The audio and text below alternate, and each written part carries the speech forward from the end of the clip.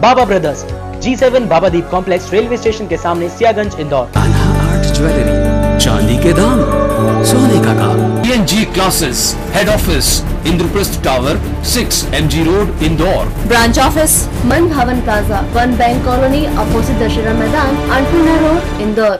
Achieve your dream today. Join today. Rankers Point, Palacia Square, AB Road, Indore. Call 4068-969. High link town में address Shri Ram Talawali, Indore Ahmedabad highway, Dhar road, Indore. Gupta Tutorials. Admission announcement for 2012-2013 for IIT JEE Pre-Medical and AIEEE. 3A Residency Area Manorma Ganj, Indore. परंपरा संपूर्ण शिक्षा की खरे institute, 45 जती colony, Rambagh, Indore.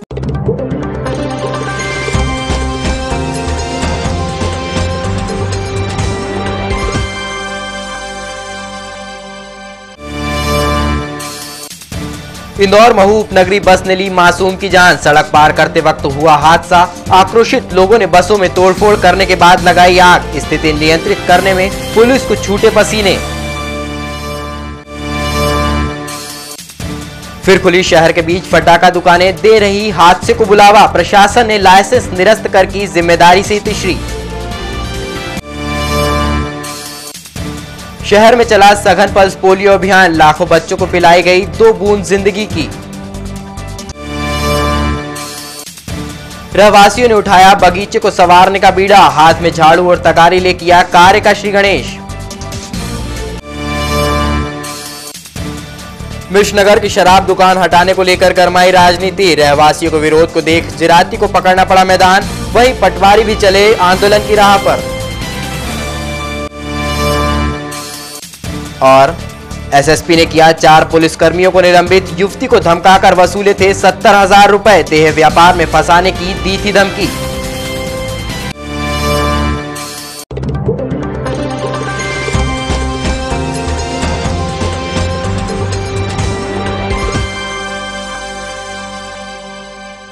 रविवार दोपहर महू इंदौर उपनगरीय बस ने राव में सड़क पार कर रहे 10 वर्षीय मासूम को कुचल दिया। बस चालक दुर्घटना के शिकार बालक को 25 फीट तक घसीटता ले गया। घटना के बाद आक्रोशित लोगों ने 2 बसों में तोड़फोड़ करने के बाद आग लगा दी। घटना के बाद भारी पुलिस बल मौके पर पहुंचा और 1 घंटे के बाद स्थिति को नियंत्रण में ले पाया। राजेंद्र नगर थाना क्षेत्र में राव के रहने वाले 10 वर्षीय विशाल पिता विक्रम बागड़ी को महू से इंदौर लौट रही बस MP 09 FA 3384 ने सड़क पार करते समय अपनी चपेट में ले लिया। दुर्घटना के बाद चालक विशाल को करीब 25 फीट से भी ज्यादा दूर तक घसीटता ले गया। बताया जा रहा है कि विक्रम बागड़ी सोयाबीन प्लांट में काम करते हैं। विक्रम बागड़ी के 3 बेटों में विशाल विपिन और आशु में सबसे छोटा था और 4ठी कक्षा में पढ़ता था। घटना के वक्त अपने दोस्तों के साथ क्रिकेट खेलने जा रहा था, तभी सड़क पार करते वक्त दुर्घटना का शिकार हो गया। घटना के तुरंत बाद आक्रोशित लोग पहले तो विशाल को अस्पताल ले गए, जहां उसे डॉक्टरों ने मृत घोषित कर दिया। घटनास्थल पर गुस्साए आसपास के रहवासियों ने इंडियन ठाकुर ट्रैवल्स की बस में तोड़फोड़ कर आग लगा दी। आक्रोशित जनता ने तुरंत ही महू से इंदौर लौट रही एक और उपनगरीय बस के यात्रियों को नीचे उतारा और आग लगा दी।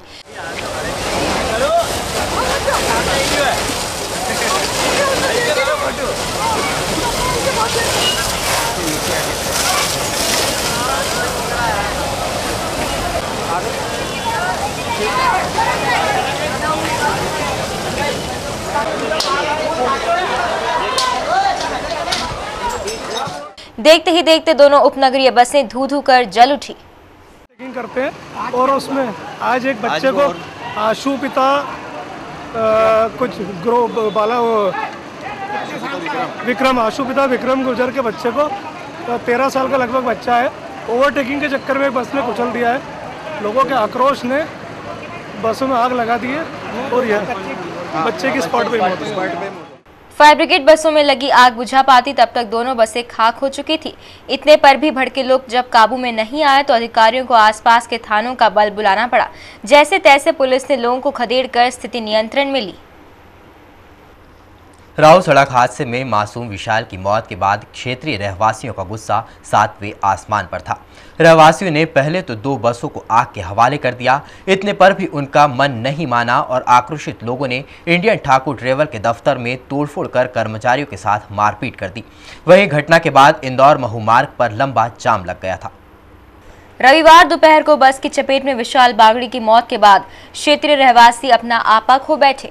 मौके पर पुलिस कुछ समझ पाती इसके पहले तो रहवासियों ने 2 बसों में आग लगा दी। आक्रोशित रहवासियों ने जिस इंडियन ठाकुर ट्रैवल्स की बस से दुर्घटना हुई थी उसके दफ्तर में जमकर तोड़फोड़ कर कर्मचारियों के साथ भी मारपीट कर दी।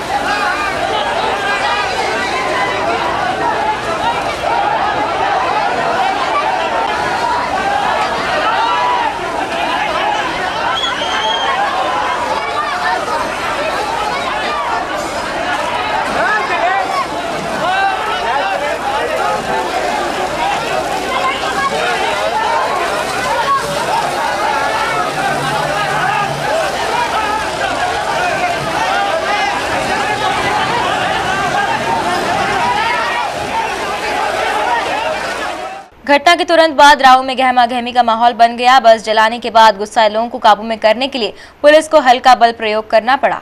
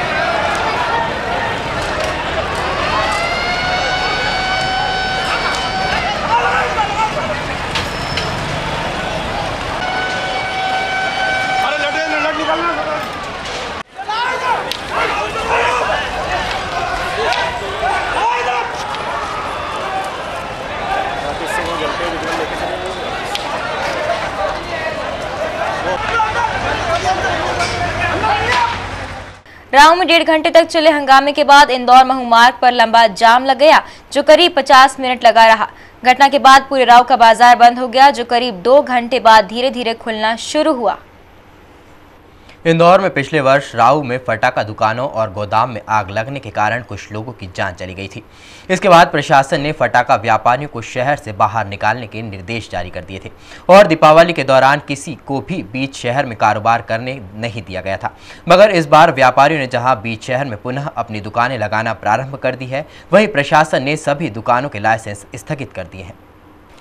शहर के फटाका व्यापारियों और प्रशासन के बीच फिर से एक बार नया विवाद प्रारंभ होने वाला है।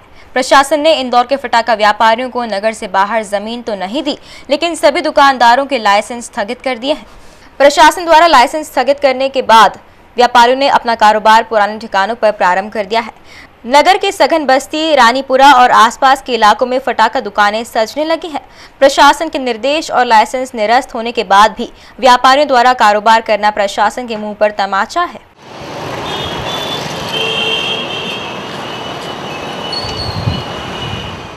बारूद के ढेर पर बैठे रानीपुरा के रहवासी एक बार फिर से मुसीबत में आते नजर आ रहे हैं। वहीं प्रशासन ने लाइसेंस स्थगित कर अपने कर्तव्यों से इतिश्री कर ली है। इधर व्यापारियों का अपना मत है। व्यापारी कहते हैं कि वे लोग वर्षों से कारोबार कर रहे हैं, लेकिन प्रशासन उन्हें शहर से बाहर करने की साजिश कर रहा है। वे बाहर भी जाकर अपना कारोबार करने के लिए तैयार हैं, परंतु उन्हें जमीन नहीं दी जा रही है। ऐसी स्थिति में जहाँ हम बैठे हैं धंधा करने दिया जाए, व्यवसाय करने दिया जाए, ऐसा हमने निवेदन शासन को दिया है। दूसरी बात, अभी हम लोग की खरीदारी बाहर से बंद है। जो स्टॉक हमारा पुराना है उसी को हम क्लियर कर रहे हैं। जब तक स्थिति स्पष्ट नहीं होती है तो हम लोग भी खरीदी करने में असमर्थ हैं। इधर प्रशासन ने जमीन देने का मामला नगर निगम के पाले में डाल दिया है। निगम भी फटाका कारोबारियों को जमीन दिखा तो रहा है, मगर जमीन देने का अभी तक मन नहीं बनाया है। अब देखना यह होगा कि आने वाले समय में फटाखा कारोबारियों को रानीपुरा में ही कारोबार करने देता है या फिर बीते वर्ष की तरह आखिरी मौके पर इधर उधर भगाया जाएगा। देश भर सहित इंदौर में भी रविवार को पोलियो की बीमारी के खात्मे के लिए 5 साल तक के बच्चों को 2 बूंद जिंदगी की पिलाई गई। राज्य स्वास्थ्य मंत्री महेंद्र हार्डिया ने इसकी शुरुआत संभागीय संयुक्त संचालक स्वास्थ्य के कार्यालय से हरी झंडी दिखाकर की। इंदौर में पोलियो के लिए करीब 5.5 लाख बच्चों को दवा पिलाने का लक्ष्य रखा गया था। पोलियो जैसी खतरनाक बीमारी से नन्हे बच्चों को बचाने के लिए रविवार को दवा पिलाने का सिलसिला शुरू हुआ। इससे पहले 19 जनवरी को भी प्रथम चरण में देश भर सहित मध्य प्रदेश में भी लाखों बच्चों को दवा पिलाई गई थी। जानकारी देते हुए इंदौर के मुख्य चिकित्सा एवं स्वास्थ्य अधिकारी डॉक्टर शरद पंडित ने बताया कि 4100 बूथ, 350 गाड़ियों, 150 मोबाइल टीमों व 8000 कर्मचारियों की मदद से पल्स पोलियो अभियान को अंजाम दिया जा रहा है। तेज गर्मी से बचाने के लिए 35 केंद्रों पर डीप फ्रीजर की व्यवस्था भी विभाग ने की है। राज्य मंत्री महेंद्र हार्डिया ने इस मौके पर अपनी बात रखते हुए कहा कि भारत को पोलियो मुक्त किया जा चुका है, लेकिन इस स्थिति को बनाए रखने के लिए अभियान चलाए रखना जरूरी है। उन्होंने इस मौके पर सभी कर्मचारियों और अधिकारियों को शुभकामनाएं भी दी। पोलियो को जड़ से खत्म करना, इसमें हम कामयाब भी हुए हैं, किंतु इसमें जनता का, मीडिया का, सबका सहयोग है। हमारी स्वयंसेवी संस्थाएं जैसे रोटरी क्लब इसके लिए बहुत अथक प्रयास कर रही है और हम सब इस बीमारी के ऊपर विजय प्राप्त करी है। मैं सबको शुभकामनाएं देता हूं। जितने भी हमारे कर्मचारी भाई बहन इस काम में लगे हैं उनको भी बहुत बहुत धन्यवाद। गौरतलब है कि पल्स पोलियो अभियान की शुरुआत भारत में सन 1995 में की गई थी, जिसके बाद हर साल पोलियो अभियान चलाया जाता है। सरकार के इस अभियान को कई संस्थाएं भी समर्थन देते हुए अपनी सेवाएं दे रही हैं। अपने आसपास हरियाली और सफाई भला कौन नहीं चाहता, लेकिन आगे आकर सफाई करने की हिम्मत कम ही लोग दिखा पाते हैं और उनमें भी अगर महिलाएं शामिल हो तो बात सोचने वाली होगी। इंदौर के पूर्वी क्षेत्र स्थित आशीष नगर की महिलाओं ने कुछ ऐसा ही कर दिखाया। सीमेंट के जंगल में तब्दील होते जा रहे इंदौर में अब हरियाली नाम मात्र की ही बची है। जो बची है वो भी खत्म होने की कगार पर आ पहुंची है। वहीं नगर निगम ने शहरवासियों के लिए पार्क बनाए तो हैं, लेकिन उनकी देखरेख और साफ सफाई की सुध कभी कभार ही ली होगी। ऐसे में भला सफाई करने कौन आगे आए। इंदौर की कॉलोनी के लोगों ने मिलकर अपने उद्यान को साफ रखने का जिम्मा उठाया। बात केवल जिम्मा उठाने से नहीं बनती, इसीलिए यहाँ की महिलाओं व पुरुषों ने मिलकर हाथों में टोकरी व झाड़ू उठाकर सफाई भी की। 3 बार बुलाया। देखो एक है इनका नाम।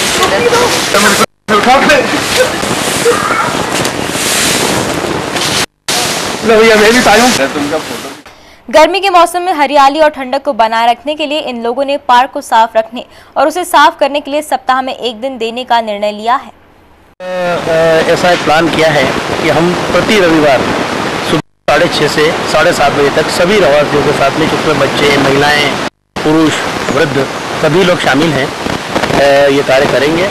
शहरवासियों की इस पहल से कम नगर निगम तो सीख नहीं ले सकता, लेकिन इंदौर की सुधी जनता से इस बात की उम्मीद जरूर की जा सकती है कि वो अपने आसपास खत्म होती जा रही हरियाली और पेड़ पौधों को बचाने के लिए एक छोटा सा प्रयास तो कर ही सकते हैं। खबरें अभी और भी है, फिलहाल वक्त है एक छोटे से ब्रेक का।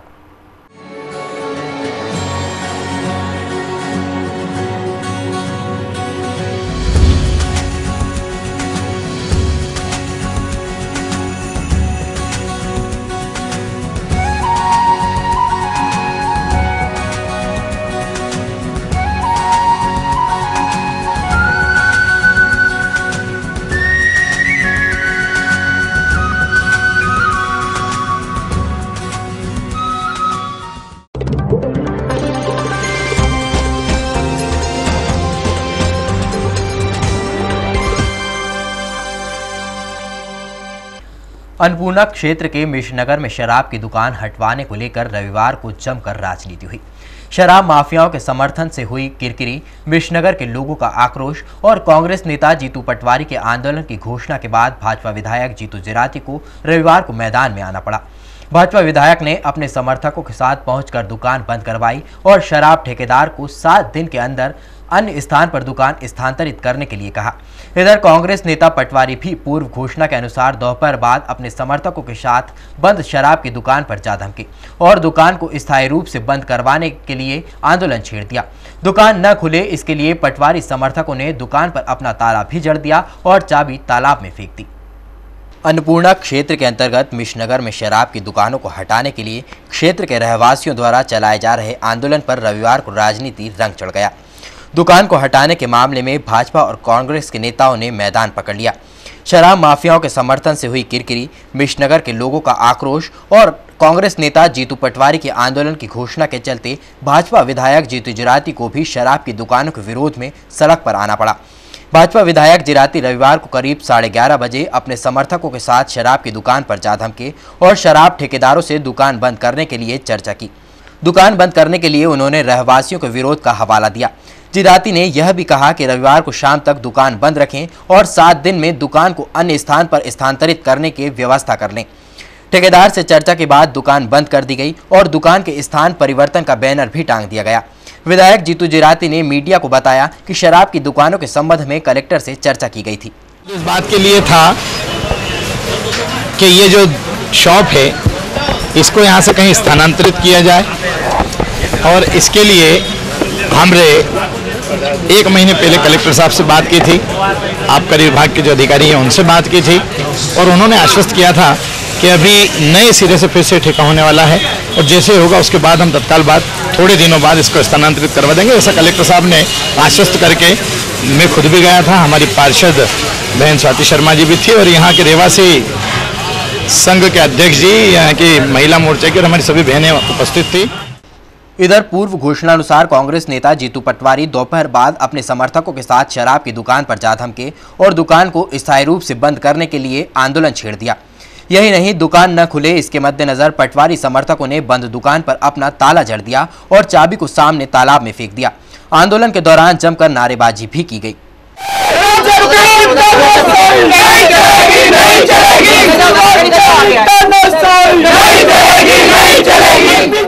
इधर कांग्रेस नेता जीतू पटवारी ने बताया कि भाजपा विधायक जिराती और क्षेत्रीय पार्षद क्षेत्र की जनता को गुमराह कर रहे हैं। कांग्रेस किसी भी हालत में दुकान को खुलने नहीं देगी। जिस तरीके से रहवासी शराब की दुकान का बहुत समय से विरोध कर रहे हैं और जिस तरीके से कलेक्टर साहब और क्षेत्रीय पार्षद या क्षेत्रीय विधायक यहाँ इनको आश्वासन दे रहे हैं, मैं समझता हूँ कि ये उनके साथ छलावा है। आज जितनी हम इसका पिछले 1 साल पहले विरोध कर रहे हैं, कलेक्टर साहब से भी मिले थे, उन्होंने आश्वासन दिया था। अब उनके आश्वासन से हम संतुष्ट नहीं है। अब ये शराब की दुकान क्षेत्रीय रहवासियों के माध्यम से अब यहाँ बंद रहेगी। जब तक ये जब भी खुलेगी हम यहाँ उनको उपस्थिति दर्ज कराएंगे। ये हम इस पूरे कार्यक्रम को लेके आए हैं। सिंधी भाषा को बचाने व उसे आज के दिन संविधान में मिले दर्जे के चलते हर साल की तरह इस साल भी समाज के लोगों ने सिंधी भाषा दिवस मनाया। भारतीय सिंधी सभा के बैनर तले आयोजित हुई व्याख्यान माला में अपनी बात रखते हुए साहित्यकार विनीता मोटलानी ने कहा कि आज हर प्रदेश में सिंधी भाषा बोली जा रही है, जिसे हर वर्ग तक पहुंचाकर इसका विस्तार किया जाना बेहद जरूरी है। मोटलानी का कहना था कि भाषा हमारा श्रृंगार है, जिसकी रक्षा करना हमारा धर्म होना चाहिए। पंहिंजी भाषा में पंहिंजी संस्कृति जो विकास थे, उन प्रोग्राम जे खत्म थियण सां ही सब उते हिंदी में चालू थी गया। कई चल मुक्ता घर चले प्रोग्राम खत्म हो गया। कई पंहिंजे परिवार वाले के आवाज मिल गए, कहाँ बैठे हो, बाहर निकलो, जल्दी चलना है। मतलब उते तुरंत ही वो असर गया देखाने पियो कि असांजे प्रयास लाइ हेॾो नाटक कयो, हेॾा माण्हू इकट्ठा कया। कार्यक्रम में अपनी बात रखते हुए भाजपा नगर अध्यक्ष शंकर लालवानी ने भी सिंधी भाषा का महत्व और उसे बढ़ाने की बात श्रोताओं से कही। द्वारकापुरी में आयोजित कार्यक्रम में समाज के संत माधव दास जी सहित बड़ी संख्या में समाज के लोग मौजूद थे। विजयनगर स्थित महेश दृष्टिहीन कल्याण संघ द्वारा रविवार को नेत्रहीन और विकलांग युवक युवतियों का विवाह समारोह आयोजित किया गया। महेश दृष्टिहीन कल्याण संघ दृष्टिबाधित बच्चों को न केवल स्वावलंबी बनाने का कार्य करती है, वरन उनके जीवन में खुशियां भी लाती है। संस्था की पहल का ही नतीजा रहा कि संस्था के 4 ऐसे जोड़ों का विवाह संपन्न करवाया जो दृष्टिहीन थे या विकलांग। दृष्टिहीन और विकलांग युवक युवतियों ने यह कभी नहीं सोचा था कि उन्हें भविष्य में जीवन साथी मिलेगा। कल्पना से परे हटकर जब इन्हें वह जीवन साथी मिला तो उनका मन प्रफुल्लित हो उठा और ईश्वर के प्रति धन्यवाद करने के लिए उनके पास कोई शब्द नहीं था। अब सोचा ही नहीं था शादी के। आप क्या शादी होने के बाद में कैसा आप महसूस कर रही हैं? बेटर, एक साथ स्ट्रगल कर दूं, एक साथ ज्वाइन करके, मतलब मैंने कभी सोचा नहीं मैं निकला हूँ। आपने नहीं सोचा, लेकिन विवाह के बारे में जब भी कभी ऐसी बात आती थी तो कहीं ना कहीं किसी प्रकार की आपको कोई दिक्कतें महसूस होती थी? हाँ, कभी कभी होती थी। तो क्या लग रहा था आपको? अब शादी होने के बाद में आपको कैसा महसूस कर रहे हैं? ठीक है, बेहतर महसूस कर रहे हैं। अच्छा, क्या आप किस तरह से अपने जीवन को आगे बढ़ाने की सोची है, प्लानिंग होगी आपकी? बस एक दूसरे के साथ भी अच्छे से रह रहे हैं। विकलांग और दृष्टिहीन युवक युवतियों के परिजनों की भी खुशी का कोई ठिकाना नहीं था। जो हमसे करना है वो तो करेंगे ही, बाकी जो भगवान का आशीर्वाद है उनके ऊपर तो कृपा बनी रहेगी। संस्था की परियोजना अधिकारी डॉली जोशी ने कहा कि संस्था में रहने वाले दृष्टिबाधित और विकलांग बच्चों को न केवल स्वावलंबी बनाने का वरन उनके जीवन को सफल बनाने के प्रयास भी किए जाते हैं। बलाई और कोरी समाज का युवक युवती परिचय सम्मेलन रविवार को गांधी हॉल में आयोजित किया गया। समारोह में समाज के विवाह योग्य युवक युवतियों को एक मंच के माध्यम से रिश्तों के बंधन में जोड़ने का प्रयास किया गया। बलाई समाज का युवक युवती परिचय सम्मेलन रविवार को गांधी हॉल में अभिनव कला समाज परिसर में आयोजित किया गया। समारोह में विधायक मालिनी गौड़ मुख्य अतिथि के रूप में उपस्थित थी। आयोजन में संगठन के प्रदेश अध्यक्ष NR चाकरे और प्रदेश उपाध्यक्ष लता मालविया उपस्थित थी।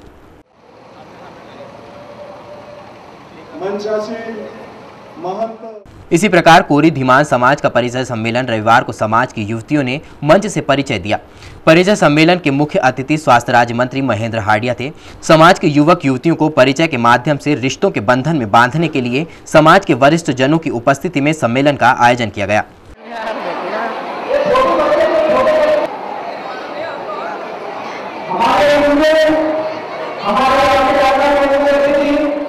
सम्मेलन में तय हुए जोड़ों का विवाह आगामी अक्षय तृतीया और देव उठनी 11 पर आयोजित सामूहिक विवाह सम्मेलन में किया जाएगा।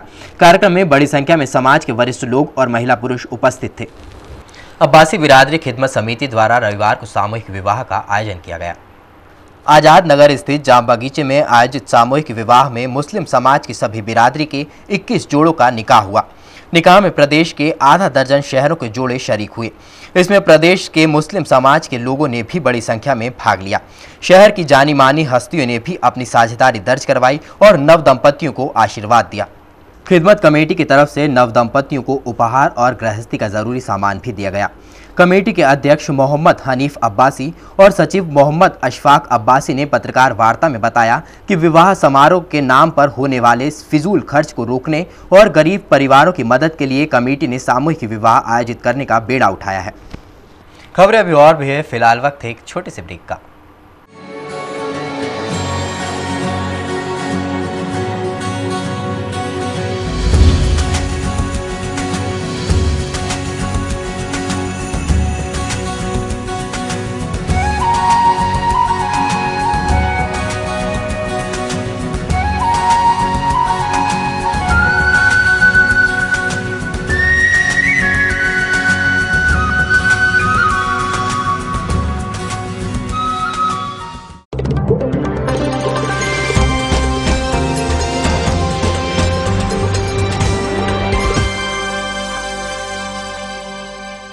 रोटी, कपड़ा और मकान के बाद सबसे ज्यादा जरूरत जिस चीज की होती है वो है सही करियर मार्गदर्शन। ये कहना है सर्वाधिक करियर मार्गदर्शन के लिए Limca book of world record में अपना नाम दर्ज करा चुके डॉक्टर जयंतीलाल भंडारी का। अखिल भारतीय विजयवर्गीय वैश्य महासभा द्वारा आयोजित एक आयोजन में उन्होंने ये बात कही।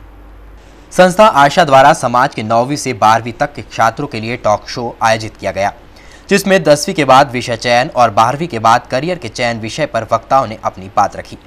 डॉक्टर जयंतीलाल भंडारी का कहना था कि करियर जिंदगी का सबसे बड़ा फैसला है। मौजूदा वक्त में करियर में ढेरों विकल्प हैं, ऐसे में सही राह का चयन करना मुश्किल होता है। भंडारी का कहना था कि आज रोटी, कपड़ा और मकान के बाद सही करियर का चयन सबसे बड़ी ज़रूरत है। अगर करियर सही होगा तो देश के विकास का भी सही ढांचा तैयार होगा। भंडारी ने करियर चुनने की राह में 3 चीज़ों रुचि, क्षमता और काबिलियत का होना ज़रूरी बताया। वहीं मेहनत, परिश्रम और लक्ष्य भी तय होना सही करियर के लिए ज़रूरी होता है।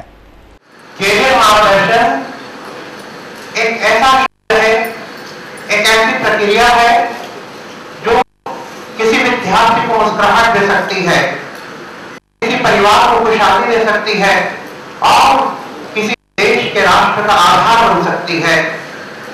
और ये कैरियर मार्गदर्शन सही मिले तो ये मुस्कुराहट मिलेगी, ये खुशहाली मिलेगी और विकास का नया एक ढांचा मिलेगा। लेकिन कैरियर मार्गदर्शन का अभाव हो जाए, कैरियर मार्गदर्शन नहीं मिले तो आगे बढ़ते हुए विद्यार्थी के कदम पीछे हट जाएंगे, परिवार की आर्थिक खुशहाली खत्म हो जाएगी और देश बढ़ता हुआ एकदम पीछे जाएगा। इतना महत्वपूर्ण है कैरियर मार्गदर्शन। कार्यक्रम में बड़ी संख्या में छात्र छात्राएं व उनके माता पिता मौजूद थे। डेली कॉलेज में आयोजित 3 दिवसीय वाद विवाद प्रतियोगिता का रविवार को समापन हुआ। प्रतियोगिता के अंतिम दिन खुदरा बाजार में प्रत्यक्ष विदेशी निवेश भारत के लिए फायदेमंद है विषय को लेकर वाद विवाद हुआ। इस विषय पर प्रतिभागियों ने पक्ष और विपक्ष में तर्कों के साथ अपनी बात रखी। घटिया माल, एक्सपायरी माल को वातानुकूलित जगह में बेचा जा रहा है। यह कंपनियां हमें ठग कर अपने देशों में भारत का पैसा भेज रही हैं और आने वाले समय में भारत का सबसे बड़ा अर्थव्यवस्था होने का सपना शायद पूरा ना हो पाए। और मैं अपने विपक्ष मित्र से कहना चाहूंगी कि उन्होंने कहा हम एक्सपायरी माल बेचा जाता है बड़े बड़े मॉल्स में, तो मैं उन्हें बताना चाहूंगी कि अगर वो पढ़े लिखे हैं, वो ISI माल और एग माल की पहचान जानते हैं, तो उन्हें एक्सपायरी माल खरीदने की कोई जरूरत नहीं है। धन्यवाद। प्रतिभागियों ने विषय से हटकर भी अपनी बात रखी। प्रतिभागियों ने भ्रष्टाचार को लेकर राजनीतिज्ञों व पुलिस पर प्रहार किए। पुलिस वाला हमसे रुपए ले रहे थे, आप मगर इतनी हिम्मत है कि आप भ्रष्टाचार रोकना चाहते हो तो आप उसको 1000 रुपए का चालान कटवाओ, आप पर्ची लो और फिर आगे बढ़ो, ना कि आप 100 रुपए दे दो उसको। आखिर में करते कौन भ्रष्टाचार? अपन, हम सर। नाम किसका आता है? पुलिस वालों का। माफ करना, मैं विषय पे नहीं बोल रहा हूँ, मुझे इसको कोई खास इंटरेस्ट नहीं है। FDI हमारे हाथ में तो है नहीं, किसके हाथ में? सरकार।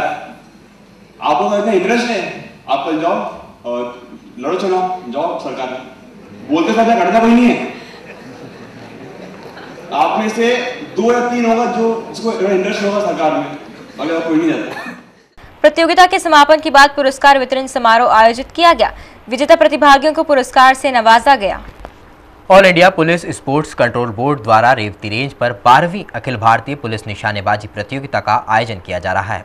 इस स्पर्धा BSF और CSWT रेवती रेंज पर 17 से 21 अप्रैल तक आयोजित की जाएगी। प्रतियोगिता में विभिन्न केंद्रीय एवं राज्य पुलिस संगठनों की 26 टीमें हिस्सा लेंगी। पुलिस के कॉम्बैट हथियार, राइफल, रिवॉल्वर, पिस्टल की पुलिस निशानेबाजी स्पर्धा में देश के 700 शूटर हिस्सा लेने इंदौर पहुंच रहे हैं। रविवार को सीमा सुरक्षा बल इंदौर के उप महानिरीक्षक कमांडेंट राकेश शर्मा ने पत्रकार वार्ता में यह जानकारी देते हुए बताया कि स्पर्धा में 700 शूटर हिस्सा ले रहे हैं। इस स्पर्धा में विजेताओं को 17 गोल्ड, 14 सिल्वर और 14 ब्रोंज मेडल व 13 ट्रॉफियां दी जाएंगी। 12वां all India police duty meet shooting competition, जिसमें 26 से भी ज़्यादा टीमें सभी राज्य पुलिस से और सभी केंद्रीय सेंट्रल पुलिस फोर्सेस से हिस्सा लेंगी। ये कंपटीशन BSF के रेवती रेंजेस इंदौर पर 17 अप्रैल से लेकर 21 अप्रैल तक करवाया जा रहा है, जिसमें लगभग 700 शूटर्स सभी स्टेट पुलिस से और सेंट्रल पैरामिलिट्री फोर्सेस से आएंगे और इसमें total 17 gold medal, 14 silver medal और 14 ब्रॉन्ज मेडल दिए जाएंगे और 13 ट्रॉफीज बांटी जाएंगी। इन 13 ट्रॉफीज के लिए टोटल ओवरऑल कंपटीशन होगा। CSWT और BSF के इस आयोजन का शुभारंभ 17 अप्रैल को महानिदेशक के विजय कुमार CRPF रेवती रेंज पर करेंगे। 21 मार्च को स्पर्धा का समापन केंद्रीय गृह राज्य मंत्री जितेंद्र सिंह के मुख्य आतिथ्य में होगा। SSP साई मनोहर ने 4 पुलिसकर्मियों को सस्पेंड कर दिया है। आरोपी पुलिसकर्मियों ने एक युवती को देह व्यापार में फंसाने की धमकी देकर 70,000 रुपए ले लिए थे। इंदौर पुलिस को एक बार फिर 4 सिपाहियों ने दागदार किया है। इन सिपाहियों की करतूत जैसे ही SSP साई मनोहर को पता लगी, उन्होंने तुरंत प्रभाव से चारों को सस्पेंड करते हुए जांच बैठा दी है। सस्पेंड हुए पुलिसकर्मियों में क्राइम ब्रांच में पदस्थ राजेश पाटिल, कंप्यूटर ऑपरेटर पवन पाटिल और लसूड़िया थाने में पदस्थ सिपाही अमित और योगेश है। उनको शिकायत दिया है और शिकायत के आधार पर जो जांच हुई, प्रथम दृष्टया उसमें सत्यता पाई गई। सत्यता को शिकायत में जो सत्य है वो घटना गंभीर किस्म की है। जांच आदेशित की गई और जब तक जांच पूरी नहीं होती तब तक के लिए निलंबित किया गया और उनको लाइन में आमद देने के लिए कहा गया। चारों पुलिसकर्मियों ने 2 दिन पहले स्कीम नंबर 54 में रहने वाली एक युवती के घर दबिश दी थी। आरोपी पुलिसकर्मियों ने युवती को देह व्यापार में फंसाने की धमकी दी और उससे 1 लाख रुपए मांगे थे। युवती ने अपने जेवर गिरवी रखकर आरोपी पुलिसकर्मियों को 70,000 रुपए दिए थे। इसकी शिकायत युवती ने विजयनगर थाने में की थी। फिलहाल एसएसपी ने जांच विजयनगर सीएसपी अमरेंद्र सिंह को सौंपी है और जांच पूरी होने तक चारों को सस्पेंड कर दिया है। आइए रुक करते हैं न्यूज फास्ट की ओर।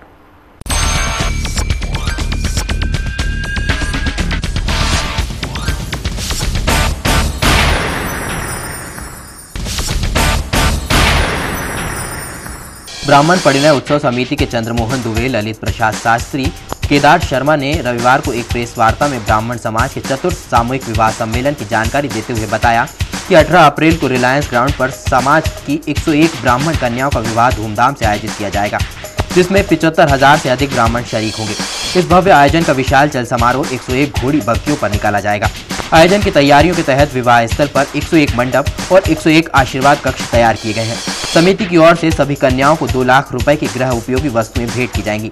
सभी कन्याओं की विदाई भी 101 कारों से होगी। कार्यक्रम में ब्राह्मण समाज को आमंत्रित करने के लिए 150 ब्राह्मण जोड़े घर घर जाकर पीले चावल से न्योता दे रहे हैं। 3 अक्टूबर सन 1957 को बनी रिपब्लिकन पार्टी ऑफ इंडियन के संरक्षक नाना साहेब गंगाराम इंदिसे ने रविवार को आयोजित एक प्रेस वार्ता में बताया कि बाबा साहब अंबेडकर की जन्मभूमि पर उनकी जयंती के अवसर पर रिपब्लिकन पार्टी को मजबूत करने का संकल्प लिया गया था। वर्तमान में गंगाराम इंदिसे इस पार्टी का नेतृत्व कर समाज में जागृति लाने का काम नियमित रूप से कर रहे हैं। इंदिसे ने बताया कि वर्ष 1998 में पार्टी के 4 लोकसभा सांसद रहे हैं और मध्य प्रदेश सरकार में भी विधायक डोमन सिंह कैबिनेट मंत्री के रूप में पार्टी की ओर से प्रदेश का नेतृत्व कर चुके हैं। मध्य प्रदेश जल संसाधन विभाग द्वारा आगामी 16 से 21 अप्रैल तक अंतर क्षेत्रीय खेल प्रतियोगिता का आयोजन किया जा रहा है। नेहरू स्टेडियम में खेली जाने वाली इस प्रतियोगिता में जल संसाधन विभाग के लगभग 500 से ज्यादा खिलाड़ी 11 अलग अलग तरह के खेलों में हिस्सा लेकर अपना दमखल दिखाएंगे। इनमें फुटबॉल, क्रिकेट, शतरंज, कैरम, शूटिंग बॉल और एथलेटिक्स सहित अन्य खेल शामिल हैं। प्रतियोगिता के शुभारंभ अवसर पर केएल अग्रवाल राज्य मंत्री, सामान्य प्रशासन, नर्मदा विकास घाटी विभाग और समापन समारोह में उद्योग मंत्री कैलाश विजयवर्गीय मुख्य अतिथि के रूप में मौजूद रहेंगे। लालबाग में नियमित रूप से घूमने और व्यायाम के लिए आने वाले लोगों ने रविवार को वैसाखी का पर्व धूमधाम से मनाया। खालसा मॉर्निंग क्लब द्वारा इस पर्व का आयोजन पिछले 10 वर्षों से लगातार किया जा रहा है। इसी परंपरा के तहत इस साल भी क्लब के सदस्यों ने सभी धर्मों के लोगों को वैसाखी पर्व के लिए आमंत्रित किया था, जिसमें सभी धर्म के लोगों ने शामिल होकर पर्व को धूमधाम से मनाया। ऑल इंडिया पीएमटी के भोपाल में 1 अप्रैल को आयोजित हुई परीक्षा में ब्रेन मास्टर्स क्लासेस के 200 से ज्यादा छात्रों ने सफलता प्राप्त की। संस्थान के संचालक डॉक्टर गुप्ता के मुताबिक इंदौर से 300 के करीब छात्र इस परीक्षा में सफल हुए हैं, जिनमें सर्वाधिक संख्या ब्रेन मास्टर्स क्लासेस के छात्रों की है। संचालकों ने इसका श्रेय छात्र व पढ़ाने वाली फैकल्टी को दिया है। चयनित छात्र आगामी 13 मई को होने वाली मेंस एग्जाम में हिस्सा लेंगे। संस्थान 16 अप्रैल से इसके लिए विशेष कक्षाएं भी आयोजित करने जा रहा है। निदेशकों ने सफलता का आधार कड़ी मेहनत, सटीक व व्यक्तिगत मार्गदर्शन, ठोस रणनीति, सुनियोजित टेस्ट सीरीज को बताया।